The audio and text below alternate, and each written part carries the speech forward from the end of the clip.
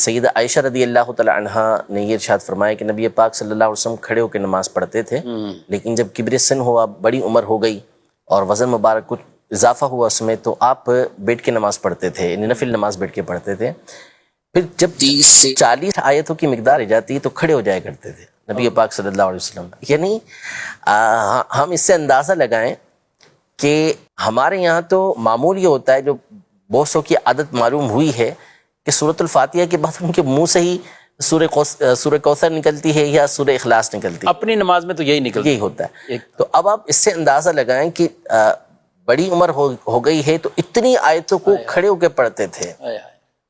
تو یہ ذوق تھا، شوق تھا نبی پاک صلی اللہ تعالیٰ علیہ وآلہ وسلم کا قرآن کے ساتھ۔ حضور پاک صلی اللہ علیہ وسلم قرآن پڑھا بھی کرتے تھے، قرآن سنا بھی کرتے تھے، اور بڑی جو ہے نا نبی پاک صلی اللہ علیہ وسلم کا جو پڑھنے کا وہ تھا،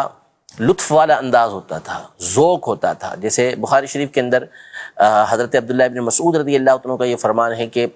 ایک غار کے اندر سورہ مرسلات جب نازل ہوئی تو آپ علیہ الصلوۃ والسلام اس کی ہمارے سامنے تلاوت فرما رہے تھے اور آپ کا منہ تر تھا، یعنی ذوق کے ساتھ اور جیسے خوشی کے ساتھ بندہ پڑھتا ہے نا، اس انداز میں۔ اسی طرح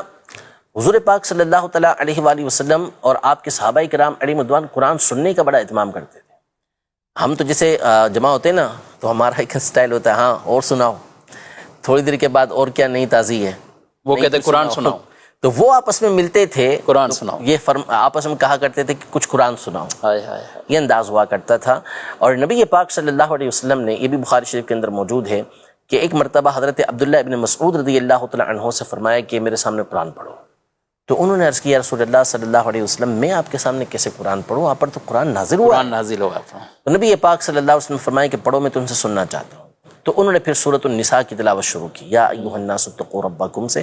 پڑھنا شروع کیا، اور عبداللہ بن مسعود رضی اللہ تعالیٰ عنہ یہ نگاہیں جھکائے پڑھ رہے تھے۔ آپ فرماتے ہیں کہ جب میں اس حصے پر پہنچا کہ وَجِئْنَا بِكَ عَلَىٰ هَٰؤُلَاءِ شَهِيدًا،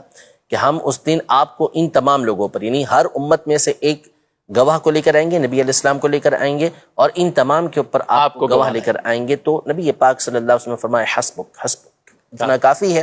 اور پھر فرماتے ہیں حضرت عبداللہ بن مسعود رضی اللہ تعالیٰ عنہ کہ جب میں نے آنکھیں اٹھا کے دیکھا تو نبی پاک صلی اللہ علیہ وسلم کی مبارک آنکھوں میں آنسو جاری تھے، جو کہ گال رخسار مبارک۔ بالکل۔ اور پھر اس کے بعد جو علماء کتب لکھنے والے ہیں حالات زندگی پر، جو